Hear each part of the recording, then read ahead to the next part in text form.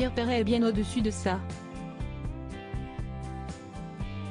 Cela fait déjà 60 ans que l'auteur-interprète crée la polémique lorsqu'il s'engage dans l'une de ses compositions et il ne s'offusque plus des critiques de ceux à qui il ne plaît pas. Lors de la sortie de son dernier album, en avril 2023, le chanteur âgé de 88 ans a étonné avec son single Paris saccagé dans lequel il peste contre Anne Hidalgo et les rues de Paris. Laurent Ruquier a durement critiqué la chanson de Pierre Perret Danser à vous il y a quelques jours, déclenchant une réponse de la part de l'auteur de Lily sur Public Sénat. Je ne savais pas que Laurent Ruquier savait écrire des chansons, j'irai prendre des cours avec lui dorénavant. Lors de son interview avec Rebecca Fitoussi diffusée le 2 juin 2023 sur Public Sénat dans l'émission Un Monde, un regard, Pierre Perret a avoué que les critiques lui glissaient un peu dessus.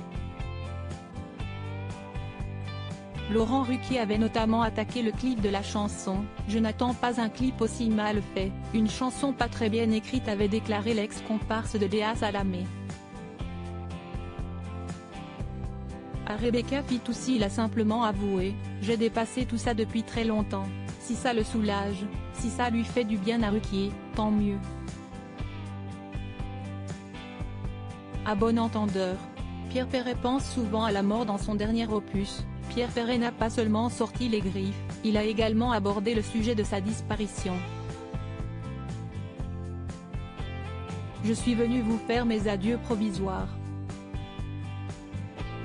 Telles sont des paroles chantées par celui qui compte près de 60 ans de carrière derrière lui. Repart pour tourner, en France et en Belgique, dès le 28 avril prochain. Sûrement la dernière que je fais, a-t-il concédé au micro de France Info, bien conscient qu'il peut lâcher la rampe d'une seconde à l'autre.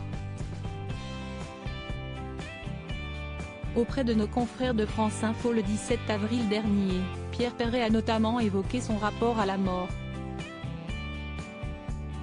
J'y ai pensé toute ma vie, tout le temps, a-t-il martelé. Des dires qui entrent en résonance avec ceux formulés sur le plateau de l'Instant de Luxe sur Non-Stop People, en juin 2021. Je me lève, je me touche et je me dis, puis, t'es encore vivant? Quand j'avais 15 ans, je me disais, ne tu n'es pas passé sous un train. J'ai toujours pensé à ça, tout le temps. Et ce n'est pas pour autant que ça vous fait mourir, avait indiqué l'éternel enfant de la chanson française. Crédit photo, capture Public Sénat.